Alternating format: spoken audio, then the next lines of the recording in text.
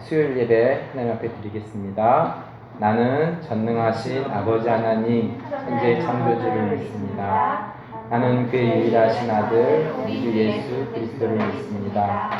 그는 성령으로 잉태되어 동정녀 마리아에게서 나시고 본디오 빌라도에게 고난을 받아 십자가에 못 박혀 죽으시고 장사된 지 사흘 만에 죽은 자 가운데서 다시 살아나셨으며 하늘에 오르시어 전능하신 아버지 하나님 우편에 앉아 계시다가 거기로부터 살아있는 자와 죽은 자를 심판하러 오십니다. 나는 성령을 믿으며 거룩한 공교회와 성도의 구제와 죄를 용서받는 것과 은혜 부활과 영생을 믿습니다. 아멘. 함께 찬양 드립니다.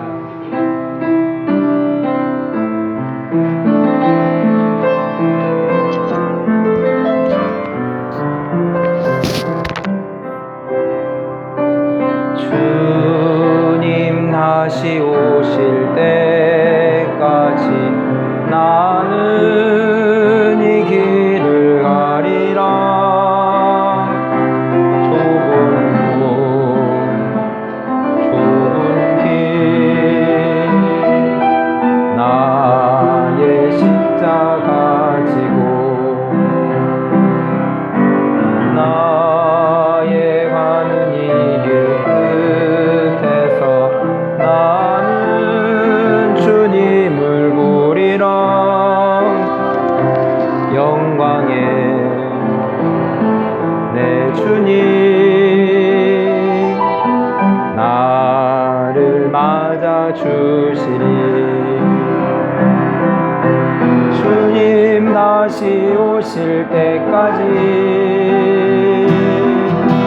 나는 일어나 달려가리라. 주의 영광 온 땅 덮을 때 나는 일어나 노래하리. 내 사모하는 주님 온 세상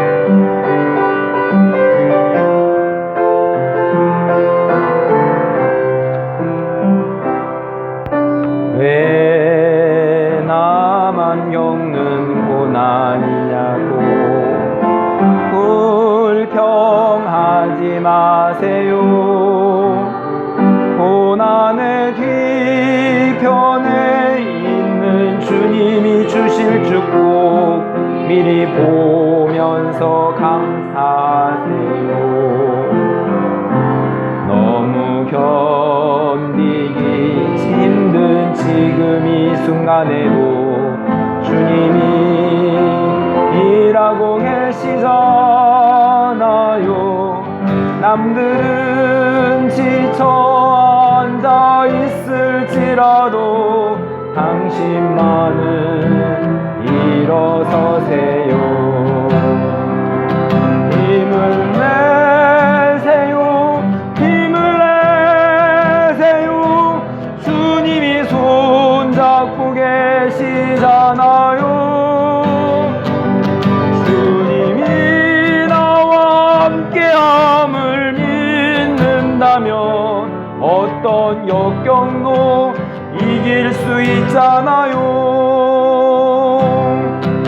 왜 이런 슬픔 찾아왔는지 원망하지 마세요. 당신이 잃은 것보다 주님께 받은 은혜 더욱 많음에 감사해요. 너무 견디기 힘든 지금 이 순간에도 주님이 일하고 계시잖아요. 남들은 지쳐 앉아 있을지라도 당신만은 일어서세요. 힘을 내세요. 힘을 내세요. 주님이 손잡고 계시잖아요. 주님이 나와 함께함을 믿는다면 어떤 고난도 견딜 수 있잖아요. 힘을 내세요. 힘을 내세요. 힘을 내세요. 주님이 손잡고 계시잖아요. 주님이 나와 함께함을 믿는다면 어떤 고난도 견딜 수 있잖아요.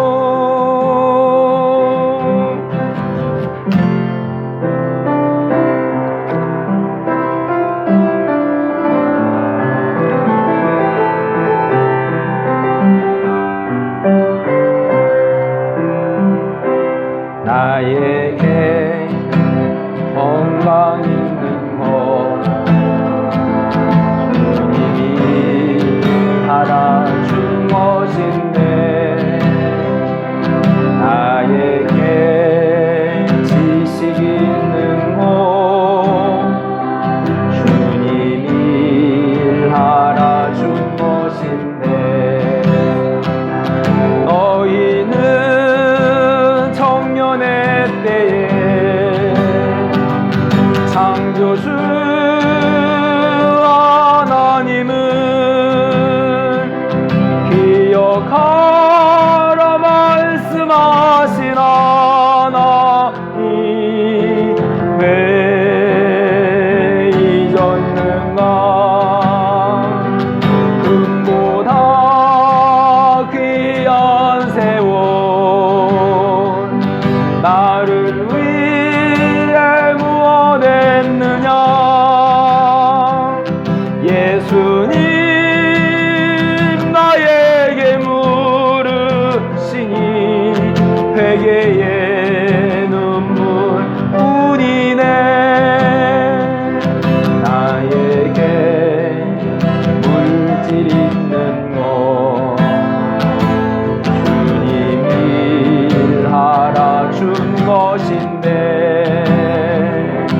나에게 명예 있는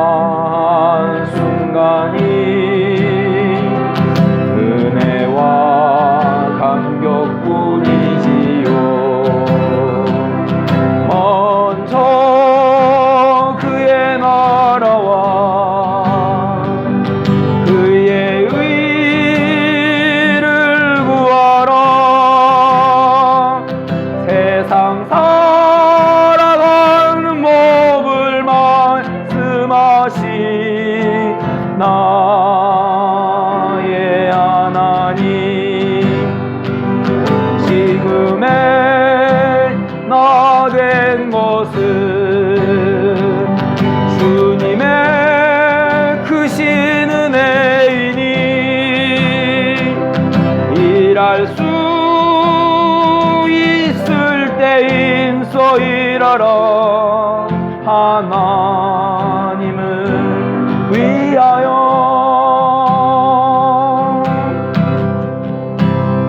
기도하겠습니다.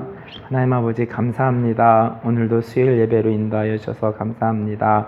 하나님 아버지 우리가 세상에 흉흉한 소식들을 들을 때마다 하나님 정말 마지막 때라는 것을 우리가 또 인식하게 되고, 하나님 또 마지막 때를 살아가면서 우리가 슬기로운 처녀와 같이 늘 깨어 있어야 됨을 하나님 아버지 오늘 또 마태복음의 말씀을 통하여서 또 하나님의 나라가 또 어떠한 곳이고 어떤 사람들이 살아가는 곳이고, 또 우리가 그 하나님의 나라에 가기 위해서 또 우리의 자세는 어때야 되는지 또 말씀을 통해서 배우는 시간 갖기를 소원합니다. 우리의 예배를 주께서 받아주시고 하나님 오늘의 또 예배 가운데에 홀로 영광 받으시옵소서. 예수님의 이름으로 기도합니다. 아멘.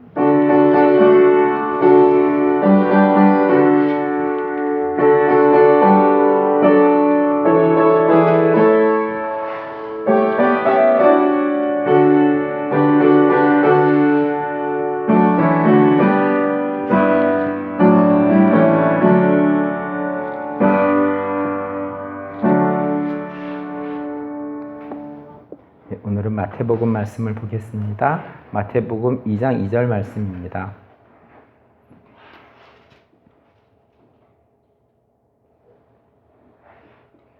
마태복음 2장 2절 말씀 읽겠습니다. 유대인의 왕으로 나신 이가 어디 계시냐? 왕으로 번역된 헬라어 단어는 바실루스입니다. 왕국은 헬라어로 바실레이아입니다. 특히 마태복음은 예수님을 왕으로 표현하고 있습니다. 왕의 헬라어 뜻은 힘이라는 개념이 있습니다. 마태복음에서 예수님을 왕으로 표현할 때는 의미적으로 예수님은 나의 힘이고 나의 생명이라고 고백할 수 있습니다. 우리에게 생명을 주신 주님을 찬양합니다. 마태복음 3장 11절 말씀으로 가겠습니다. 그는 성령과 불로 너희에게 세례를 베푸실 것이요.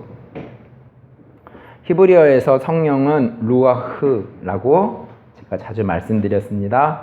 헬라어에서 성령은 성령, 한자어를 풀이하면 거룩한 영, 헬라어로는 하기오 푸뉴마라고 말합니다.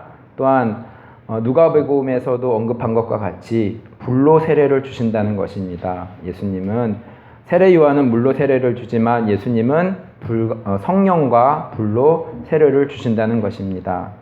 물로 세례를 주고 또 거룩한 영, 성령으로 세례를 주고 또 불로 세례를 준다는 것은 공통적으로 깨끗게 하신다는 의미입니다.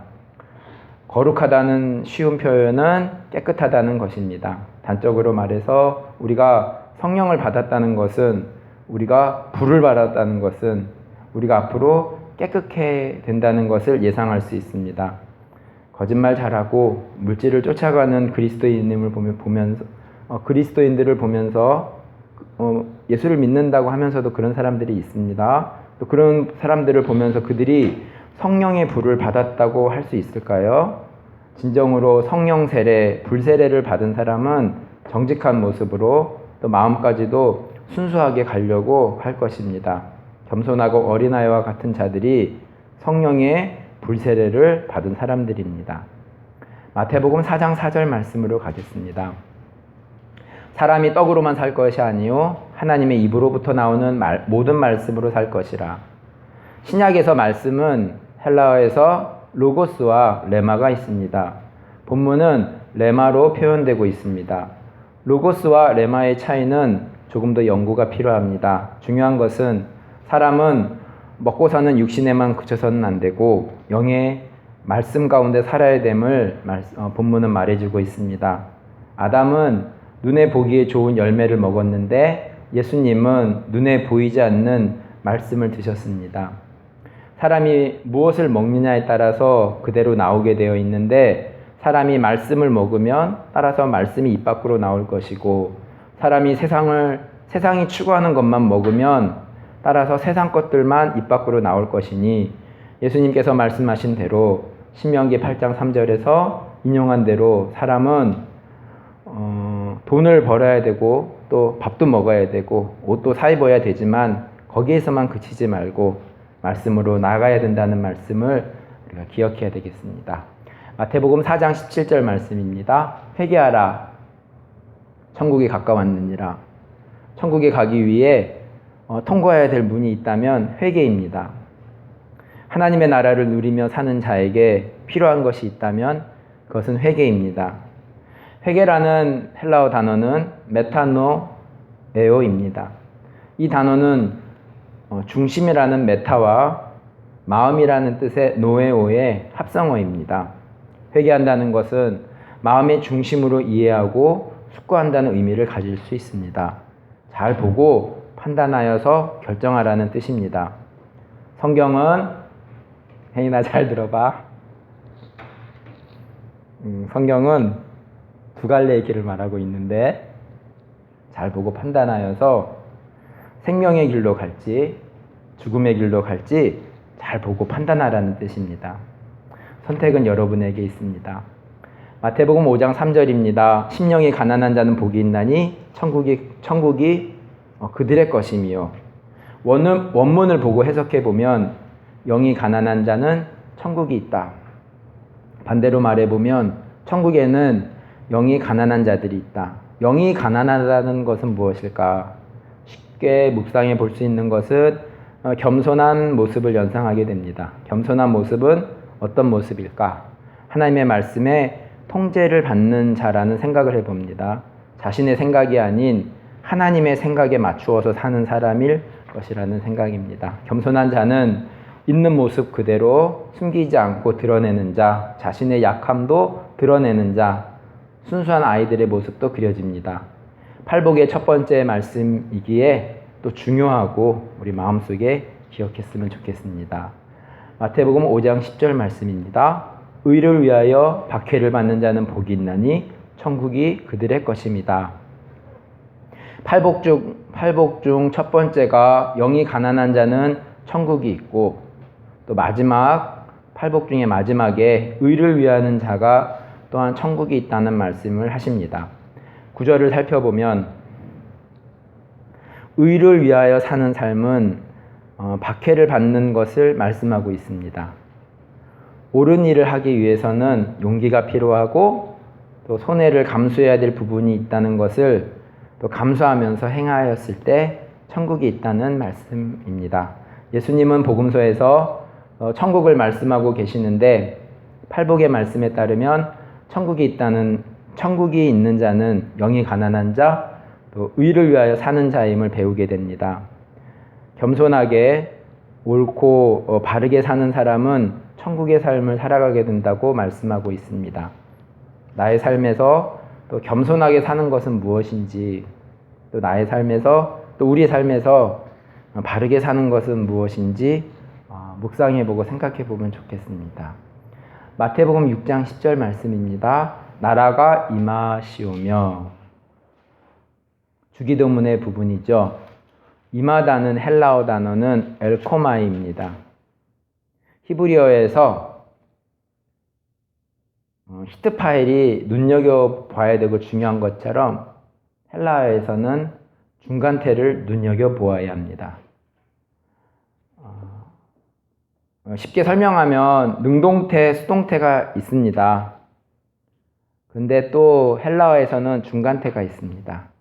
나라가 임하다는 것은 표면적으로 능동태로 보이지만 실제로 원문은 중간태로 쓰여져 있습니다. 의미적으로 풀어서 설명해 보면 하나님의 나라가 임하는 것은 하나님의 강권적인 일방적인 능력과 함께 또 기도하는 자의 간절한 소원이 더해진다는 것을 생각해 볼 수 있습니다. 중간태가 나오면 함께라는 단어를 연상하면 좋겠습니다. 이 땅 가운데 하나님의 나라가 오게 해달라는 기도는 하나님과 함께 우리의 동참도 있다는 사실입니다. 하나님은 우리와 함께 이 땅에 하나님의 나라를 세우시기를 원하십니다. 마태복음 7장 13절에서 14절 말씀으로 갑니다. 좁은 문으로 들어가라. 멸망으로 인도하는 문은 크고 그 길이 넓어 그 길로 들어가는 자가 많고, 그 멸망으로 표현된 헬라어 단어는 아포레이아인데, 이 단어는 떨어지다는 아포와 죽음이다는 오레슬로스라는 단어의 합성어입니다.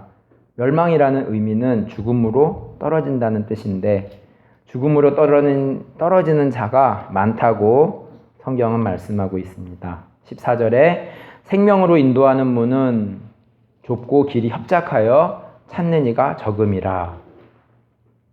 협착하다는 헬라어 단어는 슬리보입니다. 이 의미는 괴롭다는 의미를 가지고 있습니다. 괴로운 부분이 있어서 또 찾는 자가 적은 것 같습니다. 그렇지만 괴로운 길을 가는 그 길은 생명의 문임을, 생명의 길임을 성경은 말씀하고 있습니다. 여러분에게 힘든 부분이 있으면 또 감사해야겠습니다. 우리 찬양에서 우리 왜 나만 겪는 고난이냐고 가사를 의미해 보는 것도 또 이 오늘 말씀과 연관이 있다고 생각이 듭니다. 왜냐하면 생명으로 인도되는 문은 또 그 힘든 부분이 있는 것을 우리가 알게 됩니다. 성경을 보고 믿음의 삶을 사는 자들이 공통적으로 보여지는 것은 다들 이 광야 수업을 통과한다는 것입니다. 저도 방글라데시에 살면서 먼지 나는 길거리를 보면서 2000년도를 사는 이 세상에도 지구 한 구석에서는 또 길거리에서 돌을 깨는 일을 하는 사람들도 방글라데시에서는 볼 수 있고, 또 거지들이 그렇게 많이 있고, 또 들녘에 보면 또 작은 막대기를 세워서 천막을 덮고 사는 사람들도 볼 수 있습니다. 영적으로도 방글라데시는 이슬람의 또 아잔 소리가 뭐냐면, 그 시간이 되면 제가 잘 못 따라하겠지만 그 이슬람 그 사제라고 할까요? 그 사람들이 마이크를 대고 기도 소리를 그렇게 따라하지는 못하겠는데 그 큰 확성기로 이렇게 계속 여러 군데에서 막 들립니다. 그래서 그런 소리들을 들으면서 또 영적으로도 그런 눌림을 당하게 되는 척박함이 모세가 살았던 광야를 연상케 되었습니다. 여러분의 삶의 광야는 무엇이었습니까? 우리를 생명으로 인도하기 위해서 협착한 건조한 광야를 통과하게 하신 것은 무엇이었습니까? 아니면 지금 광야를 지나고 계십니까? 하나님은 반드시 광야를 지나 우리의 모난 부분들을 깎으시고 또 맨들맨들한 돌을 만드셔서 아름답게 찬란한 소망을 주실 주님이심을 확신합니다. 육신적으로 힘든 부분, 또 때론 영적으로 또 정서적으로 힘든 부분이 있어 많은 사람들은 이 생명의 길로 오지 않습니다. 마태복음 7장 21절 말씀입니다. 거의 다 끝났습니다. 나더러 주여 주여 하는 자마다 다 천국에 들어갈 것이 아니요 다만 하늘에 계신 내 아버지의 뜻대로 행하는 자라야 들어가리라. 산상수훈은 5장, 6장, 7장 중 이제 마지막 부분입니다. 마지막에 거짓 선지자들에 대해서 설명을 하고 또 반대로 또 지혜로운 사람에 대해서 마지막으로 설명을 합니다. 마태복음 7장 15절에서 29절을 설명해 보면 거짓 선지자는 그들의 열매로 안다고 합니다. 못된 나무가 나쁜 열매를 맺는 것은 21절에서부터 설명하고 있고 23절에 주님은 못된 나무가 나쁜 열매를 보이는 것은 나쁜 행실로 나타난다고 말씀하고 있습니다. 이 사람은 모래 위에 집을 지은 어리석은 사람이고 무너진다고 말씀합니다. 그렇다면 나쁜 행실은 무엇일까?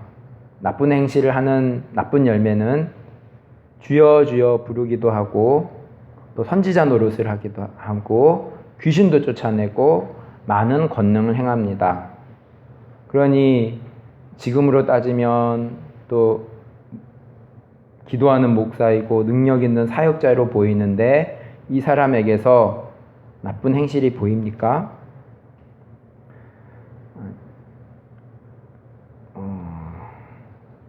잘 안 보일 수도 있을 것 같습니다. 우리는 욥기서를 살펴보았듯이 사람 간에는 결론이 나지 않습니다. 욥기서에서 살펴보았듯이 하나님께서 오셔야 결론이 납니다. 다만 우리는 좋은 나무, 좋은 열매를, 아름다운 열매를 맺으려 해야 된다는 것입니다. 24절에 지혜로운 사람은 말씀을 듣고 행하는 자라고 말씀합니다. 말씀은 바로 전하시는데 또 삶에서 자신의 이권에 따라서 상대를 회유하려는 목사가 있다면 어리석은 사람에 가깝다고 볼 수 있겠습니다. 15절에 거짓 선지자는 양의 옷을 입어서 겉으로 거짓 선지자로 보이지 않습니다. 말씀과 같이 속에는 노력하는 일이라고 말씀하고 있습니다. 그렇다면 거짓 선지자가 많을까요? 참 선지자가 많을까요? 마태복음 7장 13절 14절에서 보는 바와 같이 생명으로 인도되는 문은 좁고 협착하고 멸망으로 인도하는 문은 넓습니다. 당연히 거짓 선지자가 더 많으리라고 예상할 수 있습니다.